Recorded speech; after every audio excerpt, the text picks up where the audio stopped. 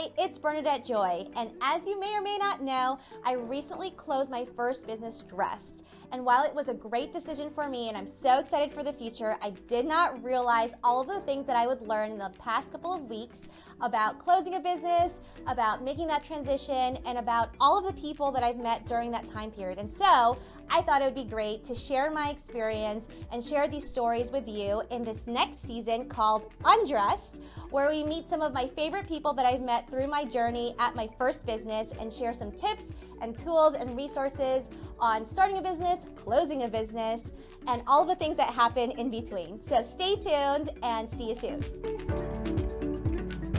Hi, it's Bernadette Joy, and we're here on another episode of Undressed. And today we're going to talk about a topic that I am personally dealing with right now, and I think will be important for many of you to hear as well, and it's knowing your worth. And today we're here with my good friend Tori. Hi. And I'm going to warn you, this is probably going to be a loud and energetic episode because we are both that way. So I'm so excited to have you here. Ditto. And let's just start off, right from the beginning, who you are and whatever it is that you want to tell us about what you do. Sure. So my name is Tori Stevens, and I have had 10 jobs in 13 years.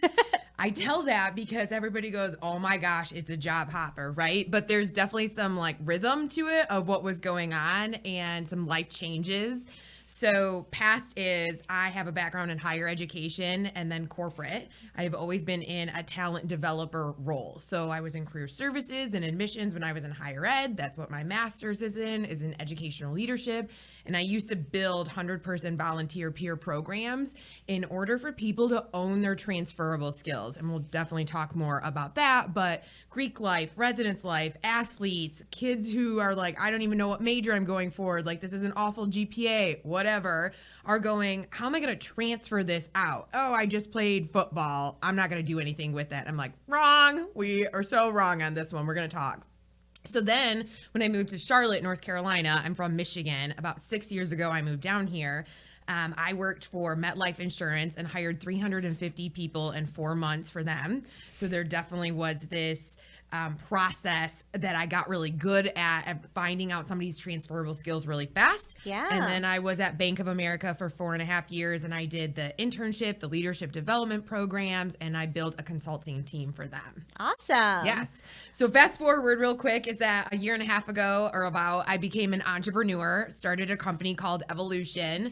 You'll notice that the spelling is a little bit different with the word you in the middle, because you need to be evolving as an individual. And when you're not, we got a problem. And the problem typically is you have decided to place your happiness in somebody else's hands, and your happiness is coming from a lot of external or tangible objects. So if you think about a midlife or quarter life crisis, what typically happens, right? New car, new house, new relationship, new clothing, new haircut, something new, right? That gives you, I call it instant gratification, or this caffeine high. And then after it's done, you're like, oh, that didn't fix it. Hang on now.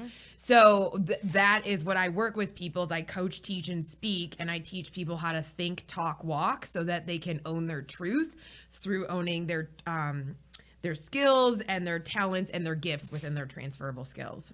Oh my gosh. First of all, there is so much wrapped up in there, which is awesome. But how did you figure out this was what you're supposed to be doing? I honestly have had this entrepreneur concept in my head my entire career. I didn't know that this is what it meant to be an entrepreneur. I didn't get that the creativity aspect of somebody is that entrepreneur gift, that idea that you have that nobody else is talking about, or you're like, I don't understand why you just don't do X, or why don't they do this or whatever. That's an entrepreneurial spirit. So what I always used to say and still do is there is such a gap between where people are and where other people want people to be. So real quick, so one of the presentations I do is called Your Performance Review Does Not Define Your Self-Worth. Okay. I love it already. Okay. So as a former HR person, right? I love that so much. Right. So here's what we do, right? So typically we have 1 to 2 reviews, if that, a year, that are already preconditioned of what did you do and how did you do it, and the why isn't taken care of, but it so should. But anyways, what did you do and how did you do it? You type up information about yourself within like 2 minutes that you've done for the past 6 months. You submit it off to somebody. You maybe have seen your manager a couple of times before. Maybe they don't even work in the same area you do. Somebody comes in, they're like, yep, all's well. And then they give you a rating and then you're done. And so what happens is people performance review, that's how they get their self-worth. Yeah. And you can't rely on somebody else to give you what you need out of life. So when you place an expectation on how other people are supposed to act or behave, you're going to be burdened. Yes. So we're all walking around with this burden because for some reason, I think you, Bernadette, should know what to do with me, Tori. And it doesn't work like that. So that what happens is that we're doomed to repeat the same lesson if we don't learn. And how we repeat it is, have you noticed that if you look at somebody's LinkedIn profile, they've typically done the same job in different industries or for different companies. But what do they say? I don't even know what else to do with myself. This is the thing I've done for the past 10 or 15 years. Right. How am I supposed to showcase my gifts, skills, or talents to somebody else if I've never been in that? So then what happens is they get this, I call entry-level mentality. And they think that they're going to have to go back to the, quote, bottom of the barrel or the entry-level job if they change industries because, quote, they can't prove themselves because their worth is tied up in their performance review that somebody else gave them. Right. For a specific time period and a specific job that they had versus their overall skill set and who they are as a person. That, to your point, a lot of people are tying their self-worth to this performance review because it's literally tied to your compensation and your job. And something that I have personally been struggling with as an entrepreneur, but actually my whole life, I would say, is that so much of my self-worth has been tied to how much money I make. Thank you for bringing this up. So let's talk about that. Yes. So how do you untie? How do you untie that? And yes.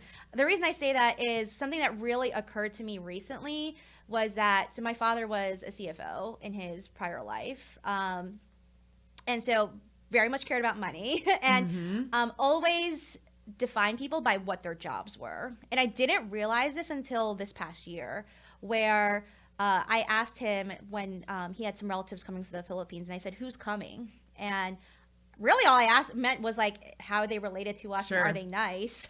And he was like, so-and-so is VP of this company and so-and-so is director at this company and blah, blah, blah. And I remember telling him, I'm like, I didn't ask you what their jobs were. I asked you who they were. And in his mind, that was synonymous. Yes. So I'm trying to undo like 35 years of this. Yes. So how do we do that? So here's what you're also saying too. So let's talk about money, but let's talk about another thing that you just talked about, generations. So one of the presentations I do is how to thrive in a multi-generation workforce.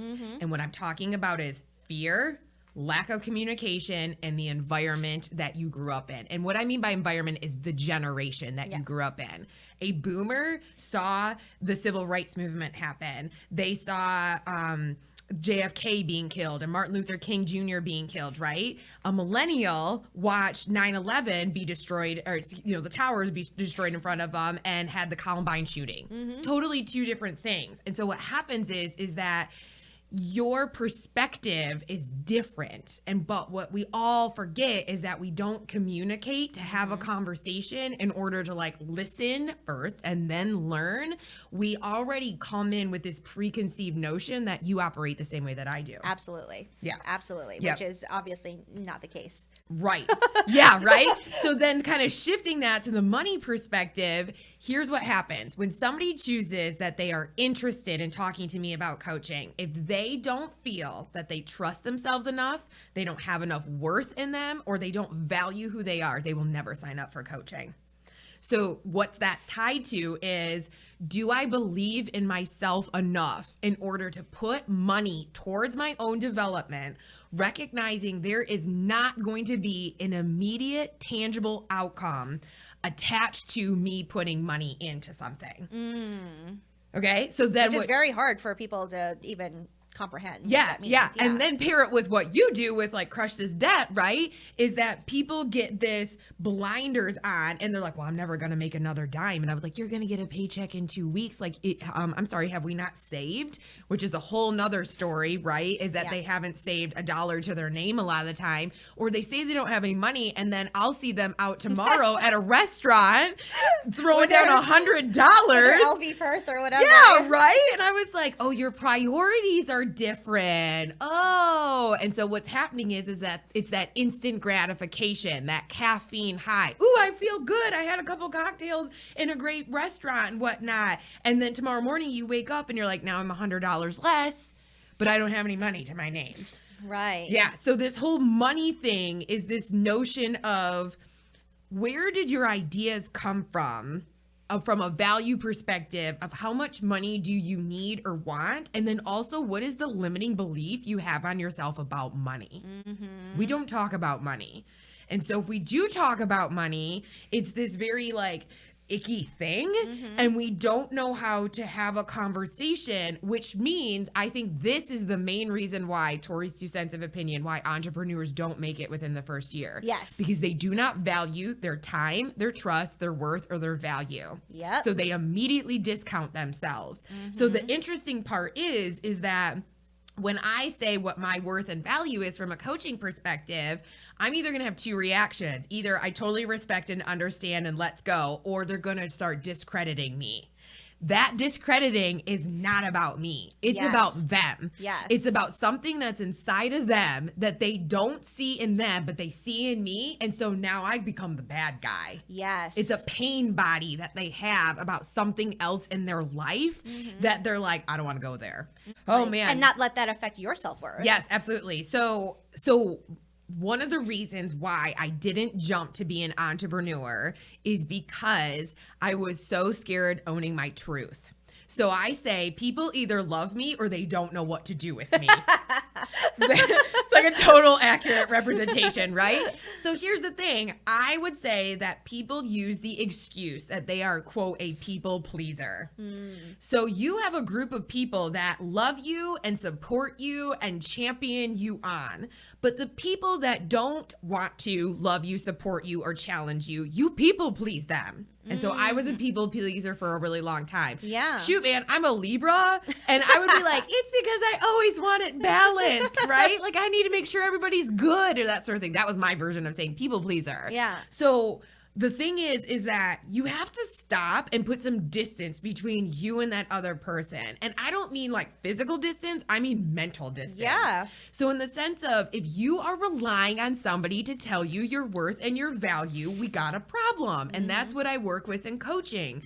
People are like, oh, you're a career coach. And I'm like, nope, I'm a coach. Because the thing is, we can't do squat with your career if you're not ready to create space within inside of you. Hold that space like bookends and then wait for change to actually occur. Change won't occur if you don't keep showing up day in, day out, every moment, every day, and be you, right? And then for me, probably about 3.5 years ago, I was like, this is not working. This corporate job is not working, but I need to figure out an exit plan. I can't just say, quote, why is this happening to me? Because if I say that, that's victimhood. And so, okay, who's supposed to come rescue me on some white horse? Nobody is. It's my job to rescue myself, right? And so how do you shift that mindset? And so for me, the book Daring Greatly by BRENE Brown, before she even blew up with her TED Talk, that was my it book. So that was the second book. The first book was when I was 18 and in college, and it's ECKHART Tolle's A New Earth. That was the book that I was like, oh my gosh, people are walking around trying to label and stereotype others because that's comfort. And if something looks different than them, then they want to back away from it, and they don't want to be curious, and they're going to judge it because they don't want to take the time to understand it. Right. So all of these factors over the years have really been able to make me own myself, right?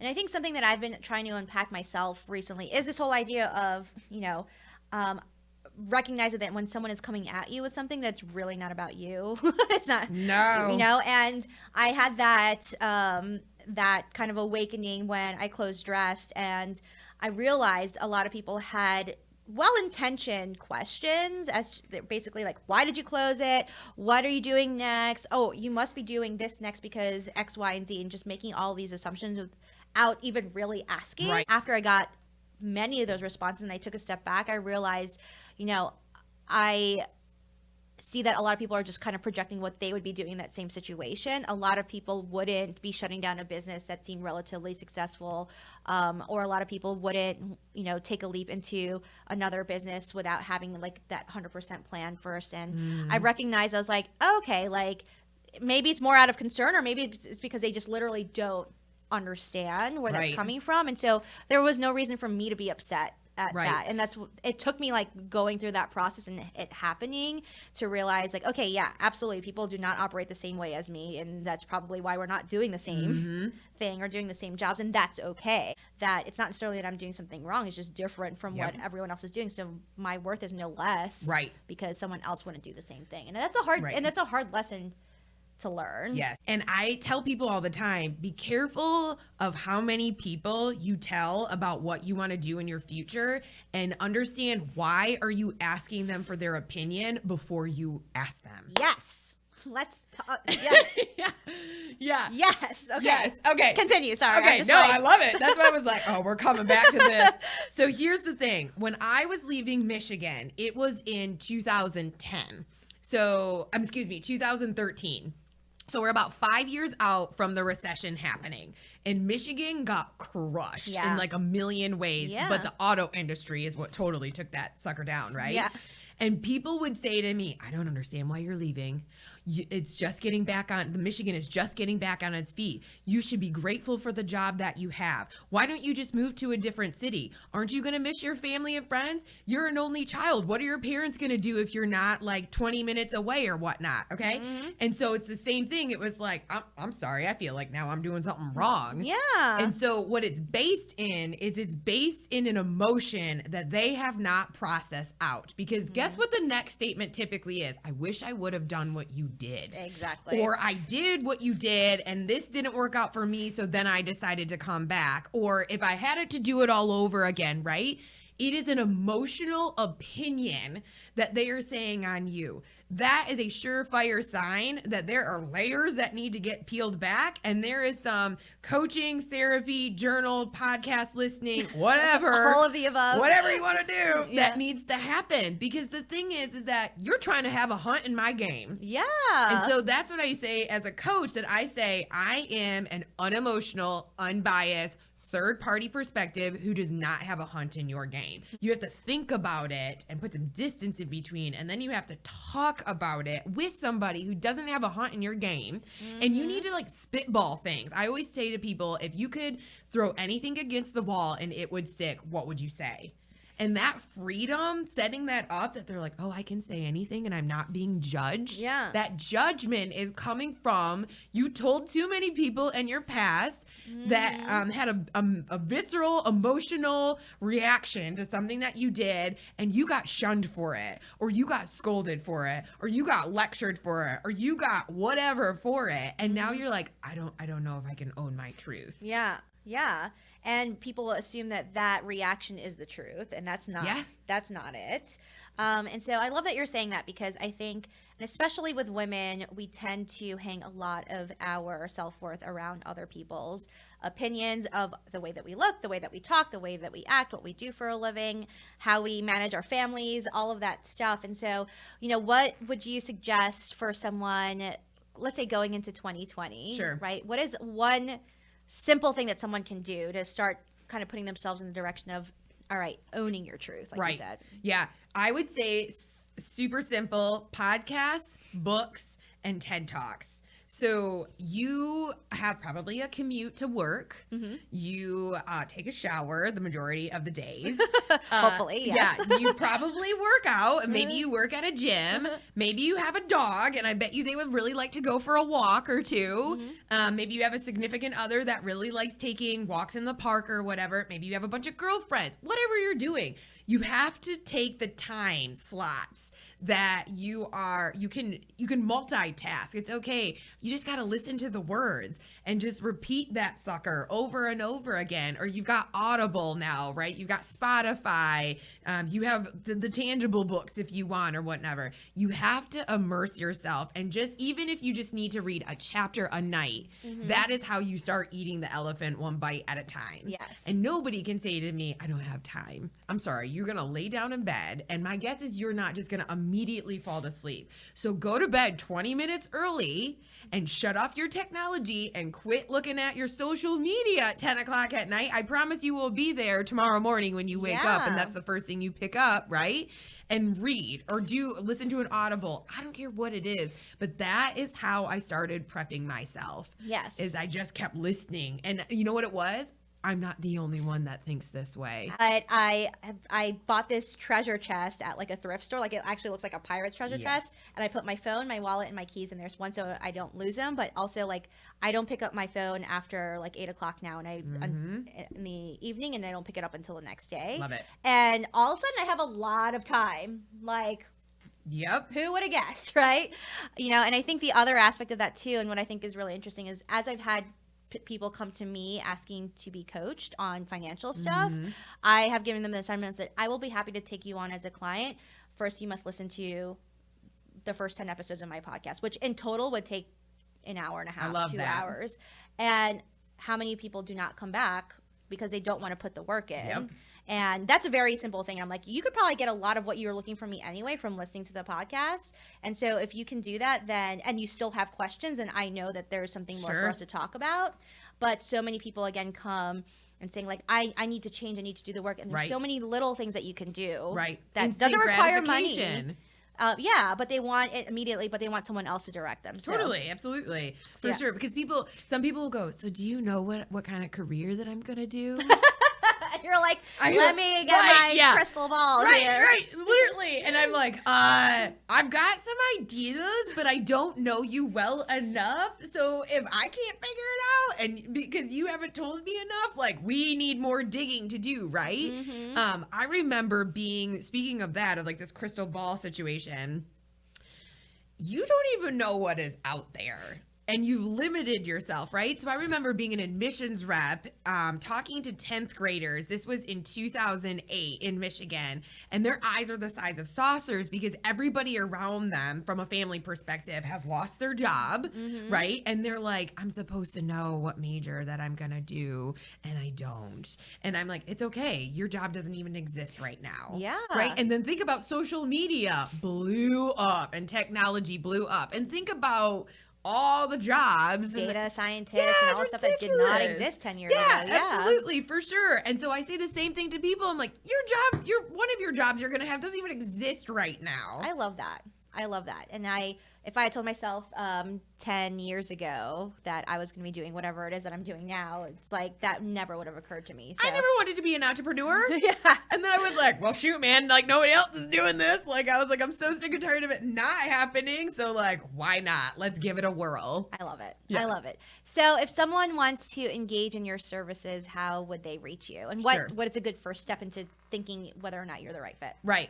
First off, please give it up that you think you have to know what you want to be by the time that you work with me. A lot of people are like, I don't have it figured out. I'm like, this is the reason why you hire a coach, right? Or from a presentation, a lot of people are like, well, what presentations do you do? And I'm like, I need a conversation with said organization first to understand what's really going on in order to then make a presentation. So it's a conversation that needs to happen first.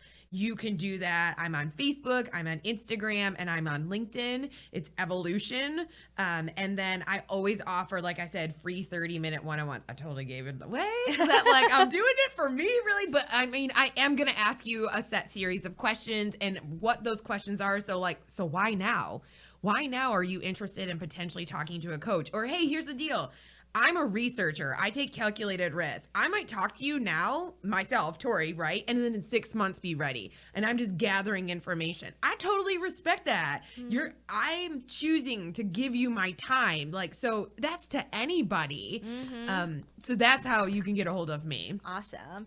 And in terms of your 2020, do you have anything exciting personally or professionally that you're looking forward to? Yes. So I adore emerging leader programs. And the reason, what I mean by emerging leader is a millennial who's probably in their young 30s to mid 30s typically has been in an individual contributor role, which means they don't manage anybody. And they are looking for their next step. And there is a lot of head trash with that person. We talked about entry level mentality. And so that is my ideal population. Okay. I'm that. Like, I'm a millennial, right? That's had like a ton of jobs and whatnot. But the thing is that so many organizations have run towards culture, and then they did diversity. But we forgot about this inclusion piece, and we forgot about this self-awareness, authenticity, communication. Let's have a conversation, not to even know what the end result of this sucker is going to be, but just like to converse, right? So I'm all about like networking with purpose, but you got to understand yourself first. So emerging leader programs are really great. Yeah. And so I'm starting to work with some organizations on that because there's such a lack of communication and owning yourself that I call it the internal rub that you'll see is that like people are really frustrated that their personal and professional lives don't match, or that's happening in the culture at corporate. Awesome. And I think that's very much needed, especially because I'm in that bucket too, right? In that space of that mid-level career, and you're trying to figure out what that next step is, but the people in those next steps haven't been in that same space, right? And haven't seen the same things that our generation I think has seen. So I think that's very much needed, right? And the money factor, right? There's a lot of ways in order to make money that doesn't have to be totally attached to your job. Yes, you can have a side hustle, you can have a passion project, you can do there's like passive like products or whatever. There's more than one way in order to make lucrative income. And so back to what you were saying, so many of us are attached to the money that now it's starting to go, yes, and you can also fix this with other ways. Yeah. Yes. This makes me so happy. So I appreciate you coming. We could go on. Thanks. We can go on about this forever. Maybe we will. And if you are interested in learning more about Tori, you can see her on those channels. We'll list them in the links below. See you next time.